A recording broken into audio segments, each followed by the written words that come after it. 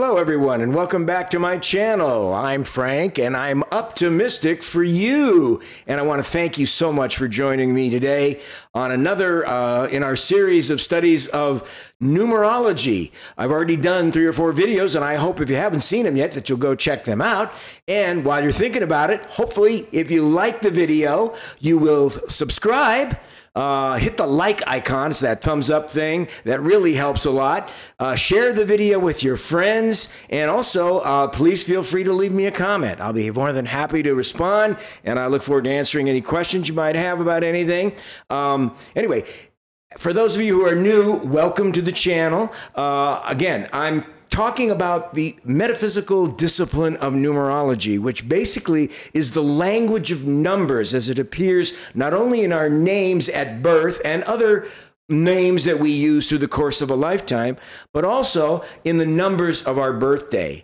And I've had other videos that you can refer to where I discuss at length the meanings of each of the individual numbers, first of all, just generically, and then also as they affect you in terms of how they appear in your name and how they appear on your birth path. So be sure to look at those other videos to get all the info you need to complete what we're going to be sharing tonight, which is basically, I'm going to show you how to make your own numerological chart, where you can put all the information about yourself, give the numerical values to the letters of your name, see how the numerical values of the letters in your birth path line up, and then kind of get an overview of your personality, your nature, your destiny number, the way you're expressing and manifesting yourself to the world around you.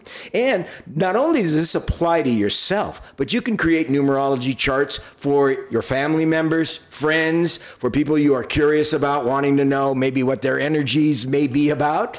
It's a very simple process, and I want to share that with you tonight. I'm not going to go through all the values of the numbers because, again, I've explained it a number of times on other videos, and feel free to check those out here on YouTube under the heading of ImUpToMystic. But we are going to go into how to make your own basic chart. So what I'd like you to do, you can stop the video anytime. I'm going to put up here on the screen in just a second a sample numerology chart. Okay, and you can stop the video, copy some of the elements that are on there, or take a screenshot with your phone, or whatever works easiest for you in order to retain the information.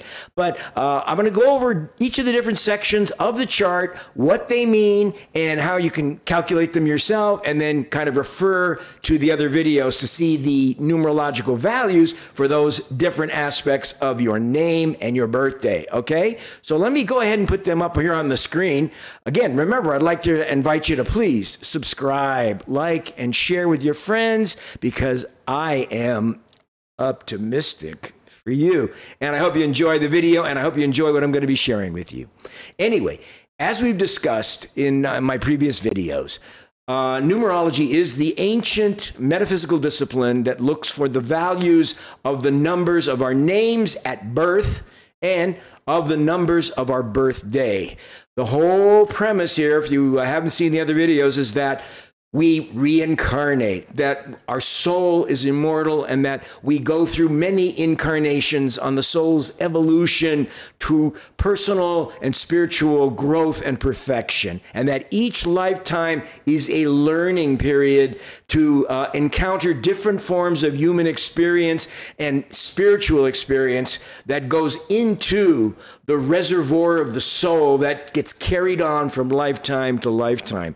And that as we go through each lifetime, we're picking up experiences, we're mastering things, we're learning new things, we're meeting challenges or deficiencies of experiences that we've been reluctant to learn in previous incarnations and lifetimes. And so basically, the idea is that your name is the resume you bring with you from past lives, the numbers of the experiences that you have mastered or are strong in or are missing or are weak in, depending on what those are for your particular name. Now, the birthday, your birth numbers, the month, day, and year, are the code to the lessons you have to learn in this lifetime. So what I find is that many of the numbers that show up in your name maybe that are missing in your name oftentimes show up on the birth path, which means you are here to learn those energies, to learn those experiences, and to master them. Okay? Now, in order to understand your own personal resume of your life and the code that you need to decipher and unlock to understand this lifetime's identity and goals, this chart has been put in place. State of the art, of course, by hand. I've had this chart for a long time, ever since I started doing numerology readings back in the 1970s. So I've kept it with me, and I think it really condenses everything onto one page so that you can easily see what kind of things you need to do. All right, so let's start with your name. Okay, what you do is you want to write down on the piece of paper your full name at birth. Now, if you don't want to use your birth name and you want to find out what you're manifesting with a different name, let's say you're a woman who's married, now you have your husband's name, you can put that name in too, but you realize that each name is going to manifest probably differently. It's going to include or exclude certain vibrations based on the letters in those names, okay? So I always tell people to start with making a chart from what they were born into this incarnation to learn and to discover. Okay, so take your birth name, first name, middle name, and last, and then just write it all out. Like this one here, we have Thomas James Evans. This is just a sample name that I pulled out of my hat. So we're using Thomas James Evans as a name with a birthday of June 15, 1966. So first thing you do is you take the name, and then you look up here in the alphabet chart. Where am I? Over there. Everything's backwards on this, so it's kind of weird, you know. It's hard to see, you know. Anyhow, take the alphabet names and give the letter values over each of the letters of the name. So, for example, the name Thomas, the first letter T is a 2 when you look at the chart up here. So you put 2 above that. The letter H is an 8, and so on. So you can fill all that stuff in. And that'll give you all the energies that are present in your name at birth, okay? Now, the next thing you want to do, after you put all those down and see which different numbers are represented in your birth name, is do this kind of tower or tiered listing of the numbers here. It's kind of smallish, but it's easy to see. You write the numbers from 1 to 9, because in numerology, everything goes from the number 1 to the number 9 and then starts over again. There are 9 basic numbers. So you would make a chart from 1 to 9, and then next to it, just write how many times that energy, number 1 in this case, shows up in this name or in your name, okay, using your name. How many times the number 1 shows up? In the name Thomas James Evans, we have it showing up 7 times. Then we go to the number 2. How many times does the number 2 show up? In this name, Thomas, it shows up 1 as a cornerstone of his name. Number 3 doesn't show up at all because he doesn't have any of these letters, C, L, and U up here, up on the chart.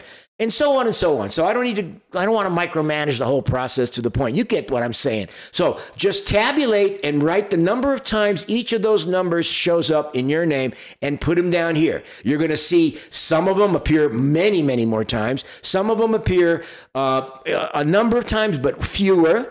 Some appear like occasional, like maybe once. And then you may be missing numbers. Each of those elements tells you something about your personal soul's resume as you come into this incarnation. For the name, if you're looking up here, the name Thomas James Evans, I wrote also in the next column next to the numbers there on the right, you'll see I wrote the word strong, balanced, weak, and missing. So anything that's the highest number showing up, the highest frequency of vibration showing, I'll put that as a strong representation. So in his name, I have that the number 1 is the strong vibration emphasized in the name Thomas James Evans. So he has 7 of the vibrations. So I put number 1 is strong. For balanced numbers, he has number 4 and number 5 3 times. So 3 is less than the 7, so it isn't a super strong number compared to the 1, but they're balanced because it's not too many and not too few. So it means that there's a good a good representation in the name of those vibrations. In the strong number, it means there's an extremely strong and intense presence of that number 1 vibration in this name. So I call that strong. So balanced, he has the numbers 4 and 5. For weak, I show the numbers 2, 6, and 8, because he only has one number 8, one number 6, and one number 2. And then for missing, he's missing the name Thomas James Evans is missing 3 vibrations, the number 3, the number 7, and the number 9. So what this tells you in a nutshell is that Thomas James Evans has a strong sense of self with the 1, is balanced in material numbers, earthly expressing numbers, physical number 4, the number of man number 5. Weak in the numbers 2, 6, and 8, which means, but he has a cornerstone 2, which can offset a weakness. When you have a letter of your name that's in a promise, beginning a prominent position in your name, like it's beginning one of the names, that means that number adds extra intensity to the representation of that vibration. So even though he's weak with only one representation of the number 2, he has it as a cornerstone letter of his entire energy, of his whole name. So we keep those things in consideration when you're interpreting. But it shows that he's weak in the feminine principle, the passive feminine. He's got a very strong sense of ego with the number 1 at the top. But it tends to have underdeveloped feminine impulses, harmonizing impulse. With the number 6, which is the number of duty, responsibility, parenthood, no experience of past, and avoidance of responsibilities and obligations in past lives. And then the number 8 is not very common, because if you look up here, the number 8 is represented by the letters H, Q, and Z, which in the English language do not show up in many names. Of those 3 letters, the ones that show up the most, the one that shows up the most is the letter H, and you can understand that's very common. Q probably almost never shows up, and you may get lucky to see a Z. So usually that means the number 8 is represented by the letter H. But so having 1 in this case isn't particularly a weakness, but again, it's not. There aren't multiple number 8s, so that's why I say it's not balanced. It's sort of weak. But there is a sense of personal power, authority, handling money, an awareness of mastering money and stuff like that. So that's what the number 8 represents. But they are weakly represented on the resume of the life path. Now, the missing numbers show that he is missing the number 3, that doesn't have the letters C, L, or U in his name. He's missing the number 7, doesn't have the letters G, P, and Y in his name. And he's missing the number 9, doesn't have the letter I or R in his name, okay? So missing those 3 numbers tells you that he has avoided these vibrations and these intensities and energies in previous incarnations, and that this lifetime is an opportunity where he may have to, if he chooses to engage and learn the lessons of these things. That's why these charts are so valuable, and why numerology is so valuable and beneficial, because you start discovering that things you've always sensed about your own nature are reflected in your birth resume. When you feel like you've always been afraid, let's say the number 3 is the number of the performer, the number of communication, the number of the speaker, the number of the star, the person who is comfortable using language or being creative and expressive. If you feel like you've been that way and you find you don't have any 3s, then knowing that missing the number 3 in your name has been a reason perhaps why you've always felt uncomfortable, let's say being in front of crowds, talking in front of crowds, or expressing yourself to the degree you'd feel more like you could share who you are. And the same thing with the number 7 and the number 9. Again, I'm not going to go too deep into the vibrations because I'd like you to go to the other videos and see it. But the number 7 is the number of introversion, of reflection, of research, of mysticism, and a lot of stuff. It shows that, and number 9 is also the number of humanity, humanitarian ideals, selflessness. So you see, he's got a lot of strong self-serving numbers of the number 1, as strong, but very little selfless numbers. So he's avoided responsibility, communication, deeper reflection in life, and also being more sacrificial and available for the well-being of other people, okay? So in the name Thomas James Evans, this is the distribution of the energy from previous lives that are incarnating in this life and that are giving him the idea, the tools that he naturally brings into this incarnation. Okay? Now, if we look at his birth numbers, you can see that he has the destiny number here. You can see it down here. Let me point, because this is so weird. This destiny here, you add up the numbers of the month, day, and year, and you come up with what's called the destiny, and that's the overarching vibration of the lesson to be learned in this life. And for the name Thomas James Evans, with a birthday 6/15/1966, his destiny adds up to a 7, and lo and behold, his birth path is throwing him right on a collision course with a number that he has avoided in his previous incarnations, with the missing number 7. So again, this is how you gauge the energy that you bring from past lives and what is your strengths and weaknesses, and seeing what life is now going to present to you in terms of your life lessons, the challenges, the pinnacles, and the opportunities to grow and to learn and to master experiences that in the past have been avoided. All right? So you take the birth number, like I said, figure out each of those different numbers, and you come up the total destiny number, and then each of the individual numbers, birthday, birth month, birth year, are considered cycles. You'll see those down at the bottom. They're considered the cycles of your life. Each one is in effect for a different period of your life. And how you figure that out for the period is that you subtract your birth month and birthday, 6 and 6 in this case, the 3, and it reduces to 3. All numbers in numerology reduce to single digits. So you have 6 and 6 is 12,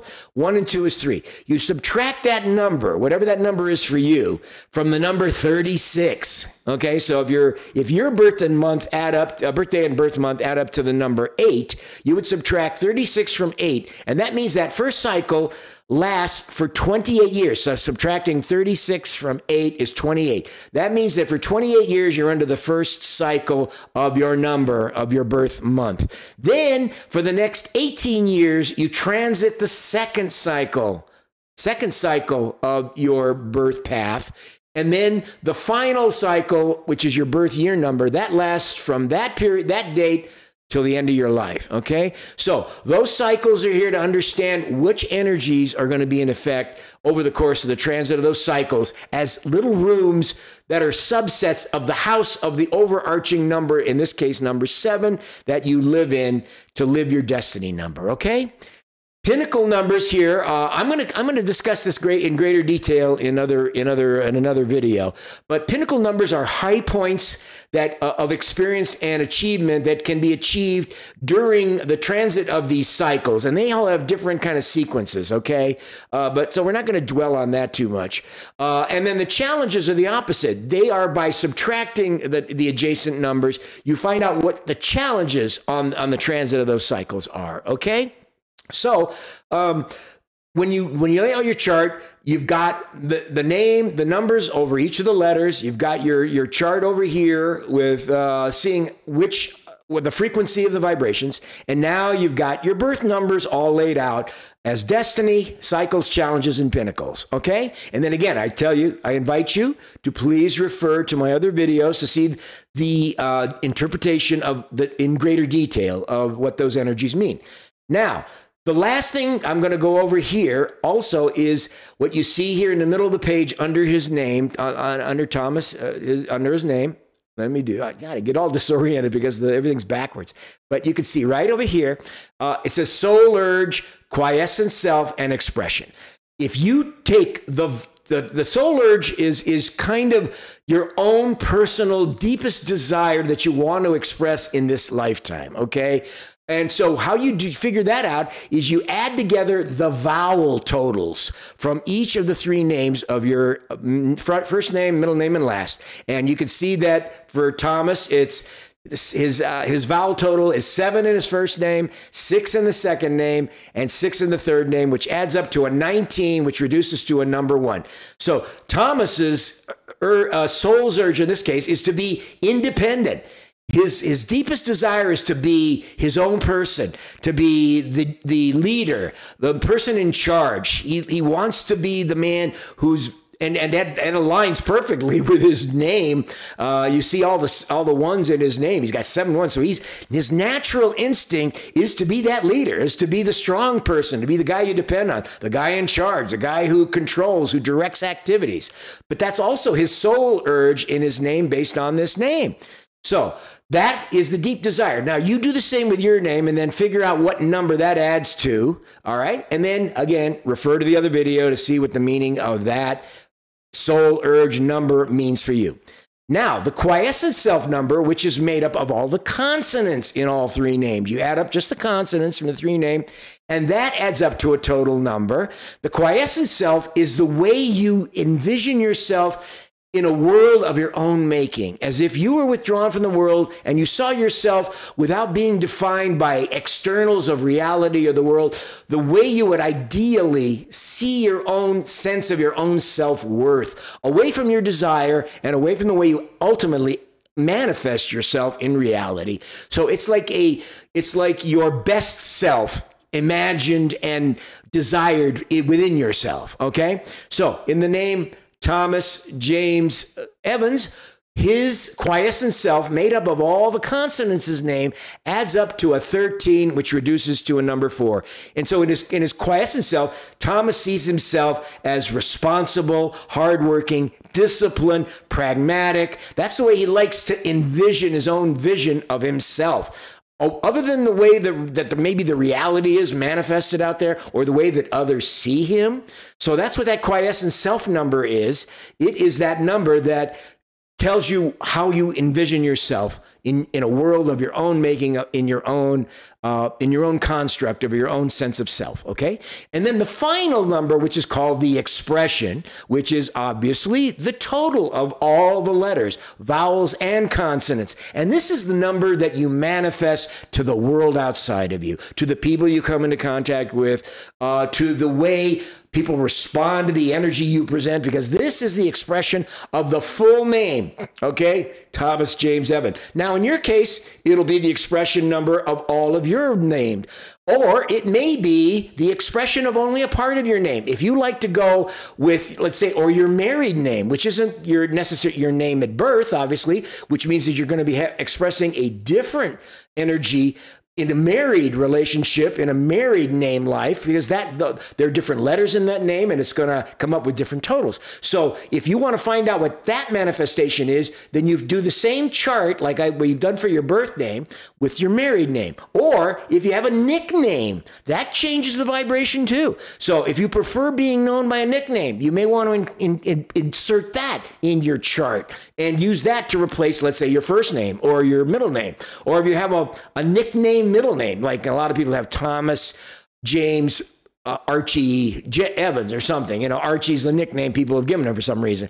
You may want to substitute that. The point is that whatever name you select to understand the manifestation of the energy, that's the name that will show you those vibrations. Now, when you change those things, the vibrations change. So when you get married, you move out of the energies you were born with and you move into a new vibration in a cooperative married environment, which is going to change the way you express your own nature, and it's modifying some of the qualities that are there at birth. You may pick up some energies that were missing at birth, or you may lose some energies that were missing in your birth name. But one thing that's always a constant, your birthday. You're never going to change your birthday. That is set in stone, and that energy is always going to remain the same. And those challenges are always going to be there. The pinnacles are going to be there. The cycles will manifest, and the destiny will always be there, okay? So this is your fundamental numerology chart. It is not difficult to do. All you have to know is, the interpreting of it becomes it's kind of a pseudo art and a pseudo science. And that comes with years of practice of understanding the vibrations of the numbers, understanding positions of numbers, understanding which letters form which parts of names. So therefore, what dominance they may have as a cornerstone letter of a name. And then you make, the bouncing of the vibrations of the birth name, the energies of the birth name against the energies that are going to be encountered, the experience is going to be encountered on the birth path, create a different understanding of the way the person responds to experiences. And those all come with time as you learn more about the value of the numbers, the position of the numbers, and again, how they interrelate with the birth resume name and the new code for this incarnation. Anyway, it's a fascinating understanding of yourself. I hope you're going to enjoy making your own chart, or for the chart of your spouse, your children, friends that you care about, a loved one, a lover, a romantic partner. If you want to kind of say, gee, I wonder what kind of person they really are. And if you get all the information from them, you can kind of see where their nature is and maybe why they are who they are in a way that you've never seen it before. And then you can also compare it to your own chart to see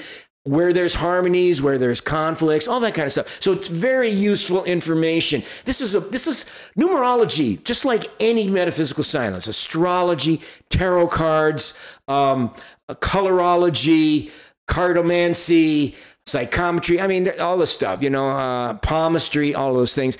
These are tools given to us by the divine to help us understand our journey through incarnated life on earth. The soul is eternal, but when we come into incarnation, we become restricted. The soul is expansive, timeless, boundless, and interconnected with all spirit world realities. But when we incarnate, we kind of condense, we condense that eternal spirit and confine it to material essence, okay? Because now we're here to function in a material reality.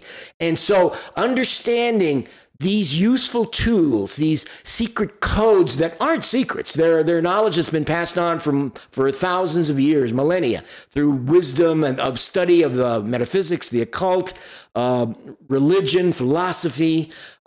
These are here. They're blessings to us to help us understand ourselves better and hopefully live better, more happy, more complete lives, more genuine, loving lives, giving lives. It's a gift from God to all of us. So there's nothing to be afraid of. There's nothing sinister about this knowledge. It's what we do with what we have that is good or bad. These things have no inherent moral value. We impose it through our understanding. They have pragmatic, definable qualities, but how they manifest is up to us, how we choose to live our lives and how we conduct them.